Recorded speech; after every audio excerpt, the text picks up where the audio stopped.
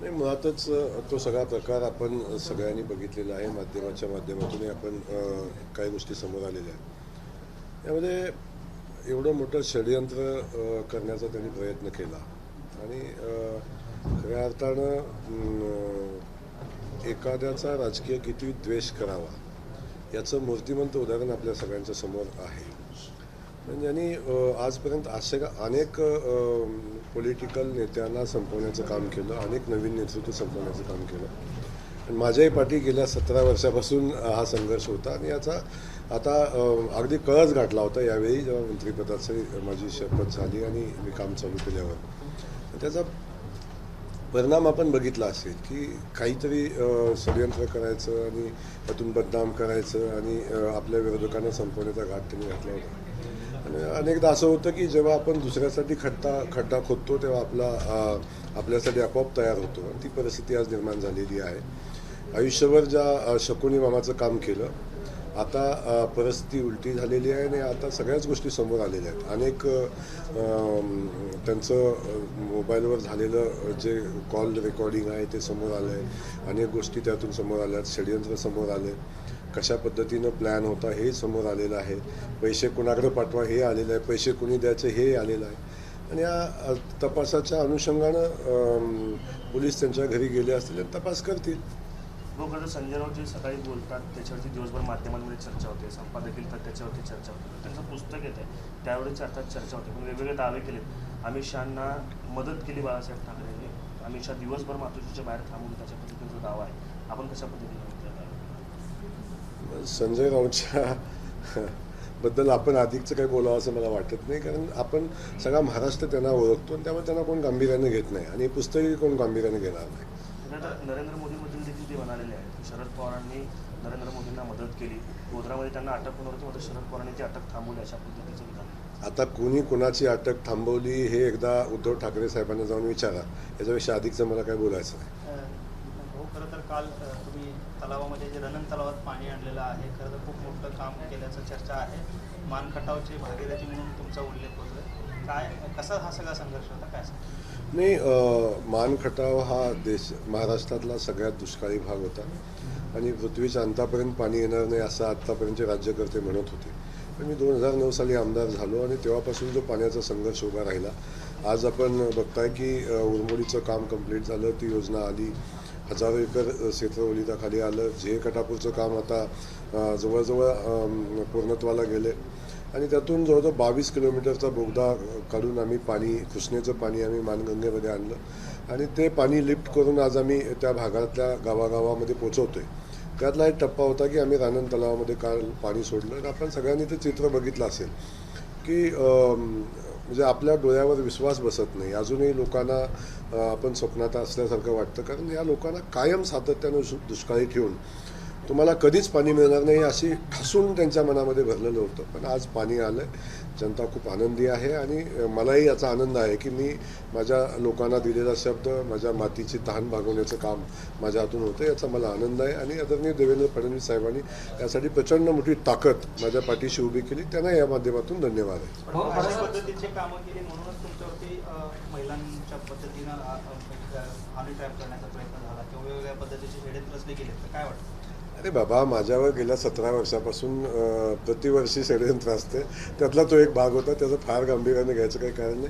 वस्तुस्थिती समोर आलेली आहे आणि आता षडयंत्र रचणारे जेलमध्ये काही बसलेले आहेत, काही पळून गेलेले आहेत आणि काहींचा तपास चालू आहे. हो, खरं तर सोलापूरच्या विमानसेवेचं तिकीट बुकिंग आजपासून सुरू होणार होतं, मात्र काही परिस्थिती दिसत नाही. नाही, सोलापूरच्या विमान सेवेच्या बाबतीत शासन खूप गंभीर आहे. आदरणीय देवेंद्रजींनी या संदर्भात विमान कंपन्यांशी चर्चा केलेली आहे आणि आपल्याला एक गोष्ट समजून घेतली पाहिजे आपण सगळ्यांनी की या विमानसेवा कुठली विमानसेवा तोट्यात कुठलीच कंपनी चालवणार नाही. त्या अनुषंगाने त्यांचं शेड्यूल बनवणं, त्यांना कुठला मार्ग त्यांना सोयीचा राहील. पण आमचं तर पहिलं म्हणणं होतं की मुंबईतून सोलापूरला, सोलापूर मुंबई हा पहिला चालू झाला पाहिजे. अशा अनेक गोष्टी आहेत. पण मी खात्रीने आपल्याला सांगतो की या विमानसेवा चालू करण्याची प्रक्रिया आता अंतिम टप्प्यात आहे. येत्या 26 तारखेला विमानसेवा सुरू होणार आहे का? मी आता त्या कंपनीशी चर्चा करून कंपनीला जे कंपनीनं L1 आलेली आहे त्या कंपनीला म्हणणं आहे की आम्ही 26पर्यंत चालू करू शकतो असं पाठीमागं चर्चा झाली तेव्हा झालं होतं. आता मी माहिती घेऊन सांगतो आपल्याला. साहेब, सोलापूर शहराच्या इतिहासात पहिल्यांदा भाजपचा मोठा शहराध्यक्ष झाले. भाजपाची संघटनात्मक रणनीती कशी असणार आहे? नाही, खऱ्या अर्थानं भाजप हा लोकशाही मानणारा आणि सगळ्या घटकांना सोबत घेऊन जाणारा पक्ष आहे. आपण बघितलं असेल की भारतीय जनता पक्षानं सोलापूर शहराच्या अध्यक्षपदी एका महिलेची निवड केलेली आहे आणि हे एक आदर्श उदाहरण आपल्या सगळ्यांच्या समोर आहे की ज्या महिलेनं अनेक वर्ष भाजपसाठी स्वतःचं आयुष्य घालवलं, या विचारधारेमध्ये काम केलं आणि अशा महिलेला आज शहराध्यक्ष म्हणून काम करण्याची संधी मिळालेली आहे आणि हे फक्त भारतीय जनता पक्षामध्ये होऊ शकतं. याच्यापेक्षा अधिकचं उदाहरण, चांगलं उदाहरण असू शकत नाही. मानखटाच्या पाणी सोलापूरच्या पाण्याचं स्वप्न देखील पूर्ण दिसत आहे. पाईपलाईन पूर्ण झाली, उद्या टेस्टिंग होते, किती आनंद आहे. एकीकडे मानखटाव आणि नक्कीच सोलापूरवासियांना आनंद आहे आणि आपण बघतो की उजनीच्या पाण्यावर खूप चर्चा होते. सोलापूरला 3रं आवर्तन देताना 10 TMC पाणी वाया गेलं अशी चर्चा होते, पण आता आमची थेट पाईपलाईन चालू झालेली आहे. सोलापूरवासियांचं स्वप्न पूर्ण होणार आहे. परंतु आता टेस्टिंग पण आज उद्या टेस्टिंग होतं आहे आणि टेस्टिंग झालं की खऱ्या अर्थानं पाणी डायरेक्ट पाणी आम्हाला मिळेल. परंतु त्यातला एक जो विषय आहे की शहराला अधिकचं पाणी मिळण्यासाठी जो वॉटर ट्रीटमेंट प्लांट बसणं आवश्यक आहे, त्यासाठी जागेचा विषय होता, तोही विषय आता मार्गी लागलेला आहे. त्याचंही ऑर्डर झालेली आहे. त्यात काही टेक्निकल अडचणी आहेत, त्याही आम्ही आता तातडीनं सोडू आणि जेव्हा वॉटर ट्रीटमेंट प्लांट होईल तेव्हा खऱ्या अर्थानं त्या समांतर पाईपलाईनचं प्रत्यक्षात शहरामध्ये वापर पण होईल आणि अधिकचं पाणी मिळेल. आणि त्या अगोदर आदरणीय देवेंद्र फडणवीस साहेबांना मी धन्यवाद देईन की आता समांतर पाईपलाईनचं काम झालं, परंतु शहरातली इंटरनल जी पाईपलाईन होती त्या पाईपलाईनचंही काम होणं आवश्यक आहे. शेवटी ही व्यवस्था सुधारणं गरजेचं होतं. त्यासाठी जवळजवळ 850 कोटी रुपये मंजुरी आदरणीय मुख्यमंत्री महोदयांनी दिलेली आहे.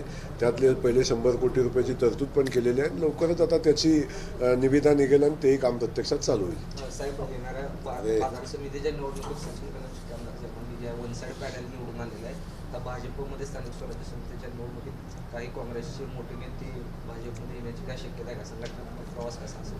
पहिला तर सचिन दादाचं मी मनापासून अभिनंदन करेन, त्यांच्या सहकार्याचं अभिनंदन करेन की मार्केट कमिटीमध्ये खूप चांगलं यश मिळालं. आणि ही निवडणूक काही पक्षीय नव्हती, ही निवडणूक सहकारातली निवडणूक होती आणि त्या निवडणुकीमध्ये काही आमच्या पक्षामध्ये सुद्धा काही मतमतांतरं होती. त्यातून जो निकाल आला बघितला असेल, पण सगळ्या ठिकाणी पक्षाचीच लोकं विजयी झाली, याचा मला आनंद आहे. आणि दुसरा विषय आहे की स्थानिक स्वराज्य संस्थांच्या निवडणुका आहेत. भाजप हा जिल्ह्यातला सगळ्यात मजबूत पक्ष आहे आणि भारतीय जनता पार्टी येणाऱ्या स्थानिक स्वराज्य संस्थांच्या निवडणुका खूप ताकदीनं लढवेल. काही लोक सोबत येतील, काँग्रेसमधले काही नेते येतील आणि अन्य पक्षातील येतील. जी लोक भाजपची विचारधारा स्वीकारतील, भाजपमध्ये येऊन भाजपच्या विचारधारेशी जुळवून घेऊन काम करतील, अशा लोकांना सोबत घेऊन पक्ष मजबूत करायचं काम आम्ही करू आणि येणाऱ्या सगळ्या स्थानिक स्वराज्य संस्थांच्या निवडणुकांवर भारतीय जनता पक्षाचा आणि महायुतीचा झेंडा असेल.